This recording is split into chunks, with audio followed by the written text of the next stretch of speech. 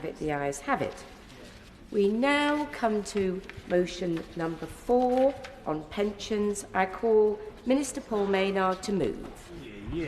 Thank you once again, Madam Deputy Speaker. I feel almost like a Netflix series that people can now binge watch me by having 2 episodes in a row. I hope nonetheless this is worth also equal consideration. With permission, therefore, I beg to move the draft Guaranteed Minimum Pensions Increase Order 2024 be approved. The Guaranteed Minimum Pensions Increase Order sets out the yearly amount by which the Guaranteed Minimum Pension part of an individual's contracted out occupational pension earned between April 1988 and April 1997 must be increased. Occupational pension schemes are required to increase their GMPs earned during that period, which are in payment, by 3% for the financial year 2024-2025. As this is quite a technical matter, if I may, I will provide a little background on GMPs, what they are and what they are not, because they were created to help make occupational pension provision both more affordable and more secure. And as many members here today will be aware, the state pension used to be made up of 2 parts: the flat rate basic state pension and the earnings related additional state pension. The flat rate state pension was funded through the National Insurance Scheme and paid at the full rate to those with sufficient qualifying years of NI contributions, or pro rata for those with a partial record. The second part of the state pension, the earnings related additional state pension, was linked to a person's earnings. The NI contributions paid by both the employee and their employer gave the employee the right to an additional earnings-related state pension. This was designed to ensure that as many workers as possible were able to save for their retirement through a work-based pension. However, many employers already offered their workers a company pension through their own scheme, so many people were already building up an occupational pension, and an earnings-related additional state pension, in effect, replicated this provision. This was considered onerous and potentially unaffordable for both employers and employees. It was seen as double provision and overcomplicated. In order to simplify the situation, in 1978, the government of the day introduced a system of contracting out and the provision of guaranteed minimum pensions, which are the subject of the order today. Between April 1978 and April 1997, employers sponsoring a salary-related occupational pension scheme could, quote, contract out their occupational pension schemes from the earnings-related additional state pension.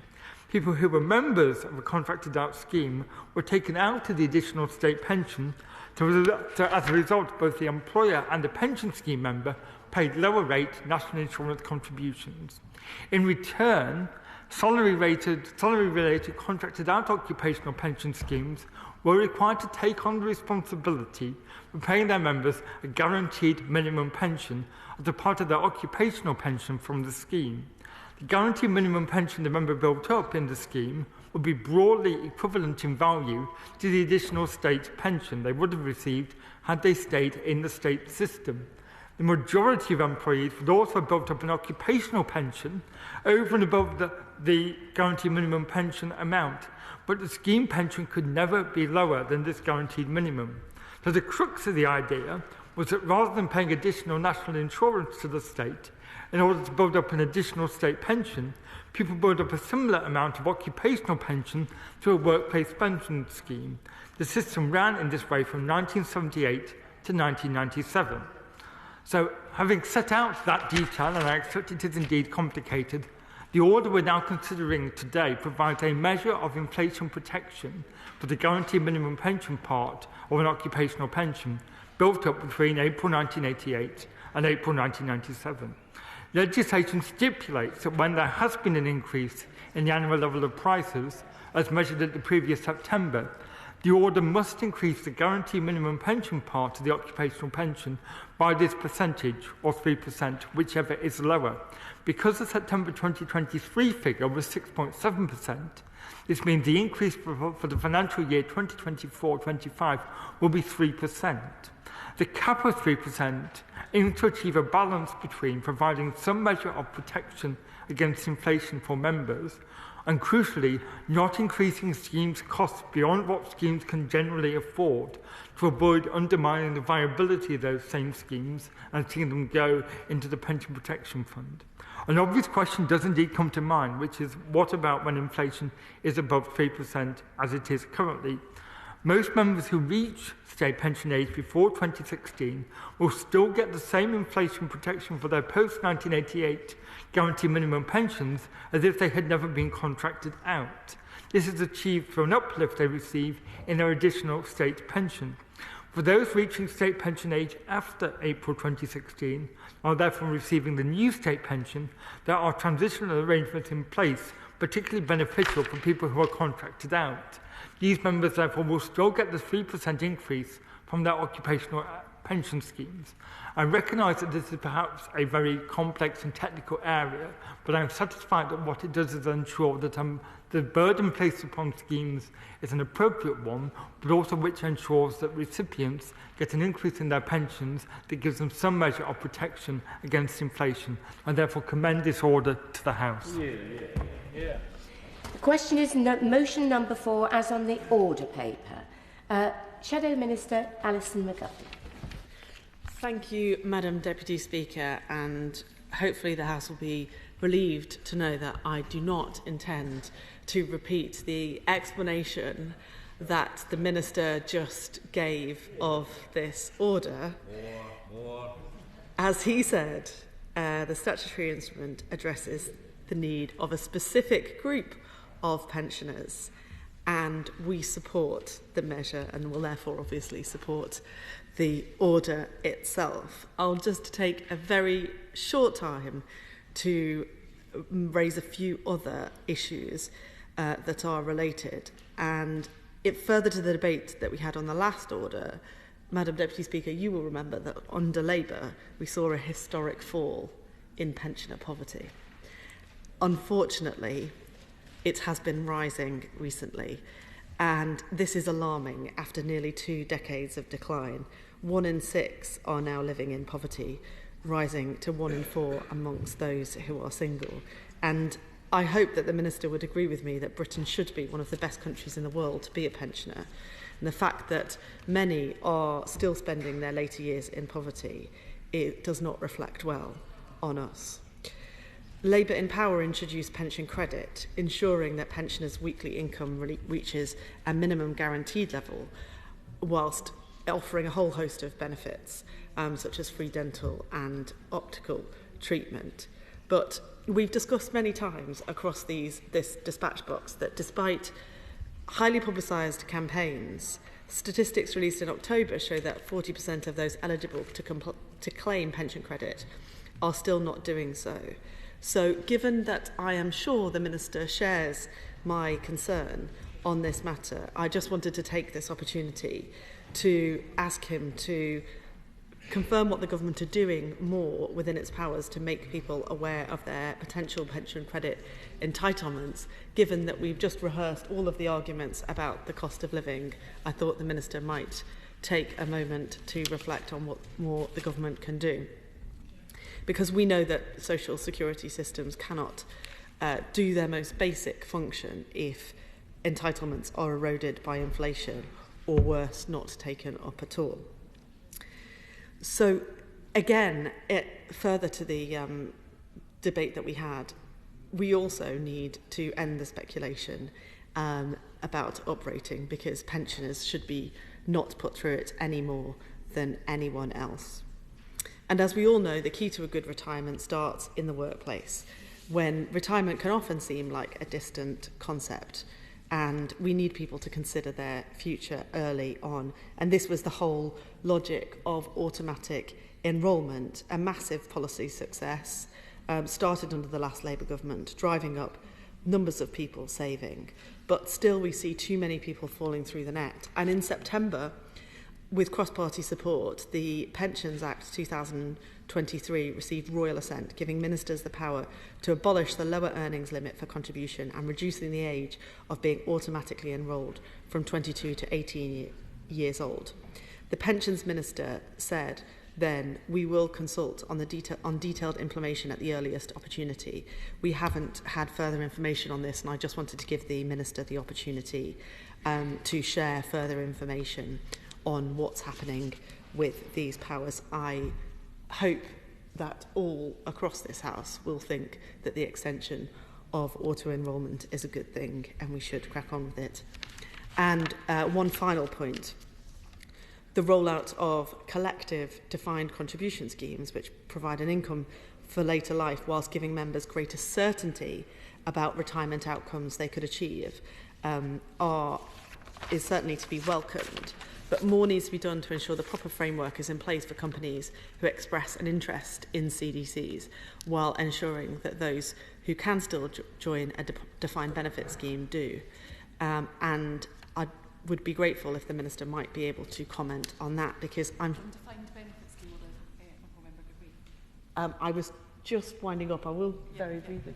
Just very briefly, thank you very much to the Honourable Member for giving way. The Pension Minister will know, because there was a Westminster Hall debate on it a couple of weeks ago about some of the issues that were experienced with defined benefit pension schemes, where companies such as BP are not applying what has been recommended by the trustees in terms of the limits.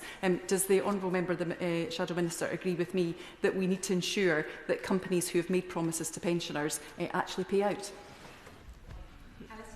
Thank you, Madam Speaker. I'm not entirely sure that was an intervention really to me, but rather directed at the Minister.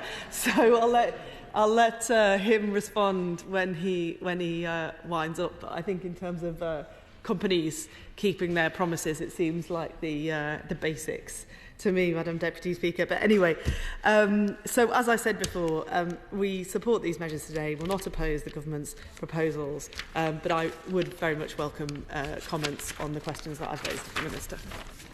SNP spokesperson David Linden. Thank you very much indeed, Madam Deputy Speaker. When the Minister was making reference to Netflix series earlier on, I did think that the pensions uprating debate would be an unusual backdrop for Netflix and chill, but I don't know if that will be the first time Netflix and chill has been made reference to in Hansard. But at the risk of getting myself into trouble, I think we'll move on quite quickly. But as with the case with the previous order, my party will not oppose this today. Certainly in the earlier debate I focused my remarks on poverty more broadly, but I want to speak now to the number of pensioners in poverty, which rose between 2020-2021 and 21-22, with pensioners on low incomes among some of the hardest hit by the cost of living crisis. Now, the Joseph Rowntree Foundation's report that I cited earlier revealed that 2.1 million pensioners were living in poverty in the UK in 2021-22, with the poverty rate for single pensioners almost double that of couple pensioners. Indeed, around 1 in 6 pensioners overall living in poverty, something that I know is felt acutely in communities like Carmyle and Sandy Hills in Glasgow's East End. And the reality is that, according to Age Scotland, 9% of over 50s are skipping meals due to financial pressure. And for people aged between 60 to 64, 65% are having to dip into savings to meet unexpected rising costs. And when I met with the Trussell Trust just this morning, they were certainly seeing a larger number of pensioners using their service than before.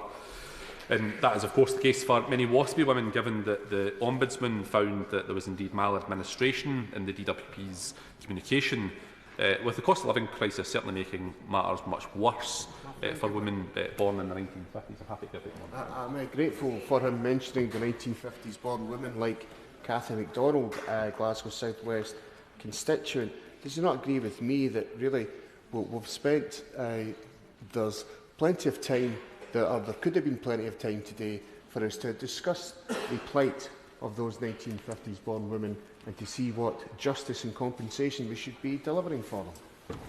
Yeah, Honourable Friend's right, and I too, I know Cathy MacDonald, who is a force of nature of the 1950s women and does an incredible amount of service to women born in the 1950s. It is frustrating that we have these debates about 1950s women, but what I am clear 1950s women want is not necessarily words from this place, but action from this place. And I think that will be a challenge that will be put to the two main parties at Westminster as we come towards the election, and I would encourage all those 1950s women to press their candidates on the need for fair and fast compensation, as well as, of course, just wider action to tackle that unacceptable gender pension gap that is so pervasive. Now, as Age UK highlight, the state pension is the largest single source of income for most pensioners. Therefore, retaining the triple lock is the very bare minimum. I was glad to hear the comments in the previous debate from the Honourable Gentleman Member for Amber Valley on that. But I think that the British Government must urgently address the shockingly low state pension levels that they're already providing to the lowest state pension than most, frankly, other advanced economies relative to average earnings. And similar to the issues that we face with the social security system, the only way that I can see us being truly able to protect pensioners and to treat older people with the very basic dignity and respect that they deserve is through the powers of a normal independent nation, where we can both improve state and occupational pensions, as well as set the state pension age at what I would argue would be an appropriate level within a Scottish context. And that is perhaps the most crucial point that I want to finish on, Madam Deputy Speaker, because constituents in communities I represent, like Sandy Hills and Carmyle, know one thing. For so long as Scotland remains within this union, the state pension age will continue to keep climbing, and the state pension itself will remain pitifully low, leading to more pensioners being placed in the invidious position tonight of choosing between heating or eating. And I think that says everything that people need to know about this Westminster Government that people in Scotland did not vote for. Minister. Thank you once again, Madam Deputy Speaker. And I thank those who have just responded to this particular debate. There's been a pretty discussion, I think, around speculation about uprating, as though it all starts from this side of the House and comes from nowhere else. It doesn't. It starts from the benches opposite. It's sheer political opportunism, nothing more than that. And it will happen year after year after year, as much as the sun shines and the rain falls. The Shadow Minister made some interesting points that I just want to try and respond to, particularly around pension credit, because I know there's a shared desire to make sure that we always maximise take-up. Some of the things that we've been trying to do lately, besides the television campaigns we've been doing involving footballers like Harry Redknapp and so on, every time we write now to people about state pension uprating, as we are still legally obliged to do, to 11 million pensioners, they get a piece of paper about pension credit as well.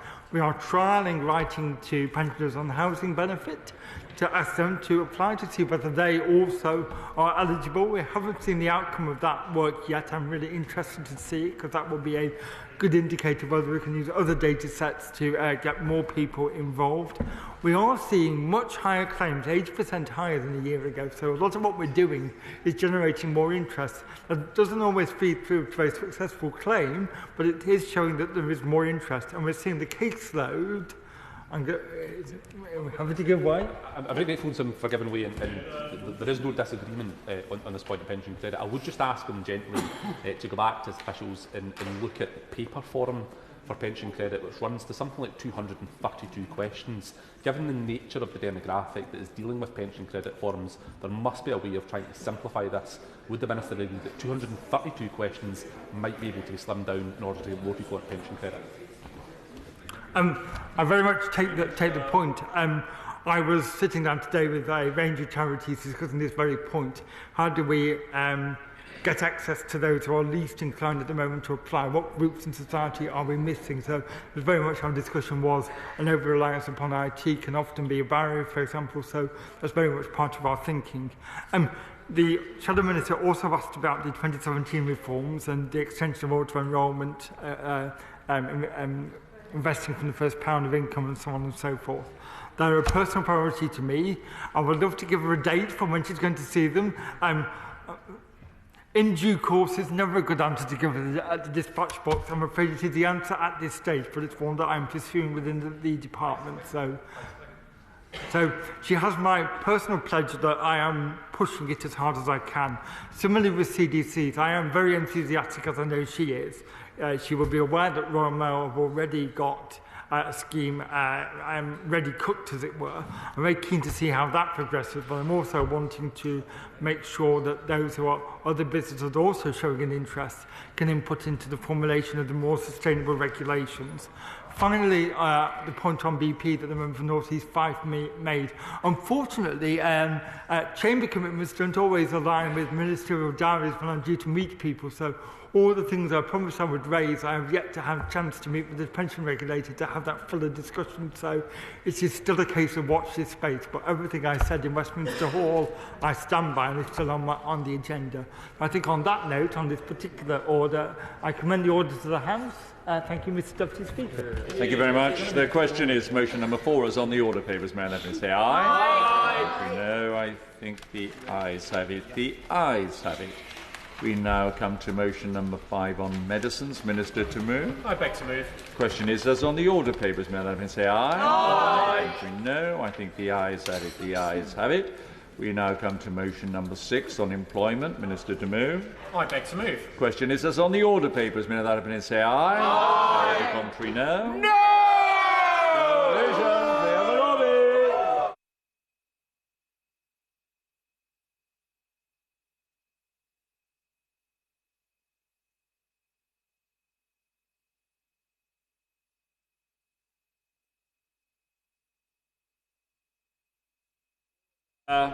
Order. The question is motion number 6 on employment. Does many of that opinion say aye? Aye. Or the contrary, no? No. Tell us for the ayes, Ruth Edwards, Amanda Milling. Tell us for the noes, Kim Ledbetter and Gerald Jones.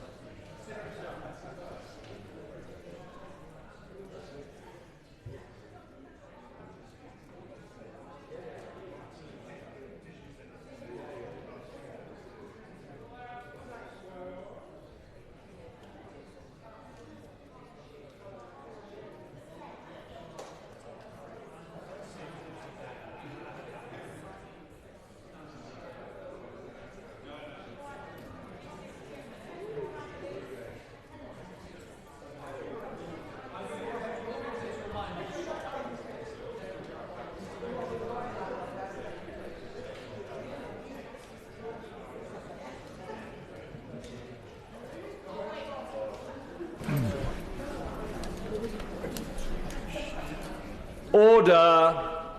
Order. The ayes to the right, 265. The noes to the left, 185. Thank you.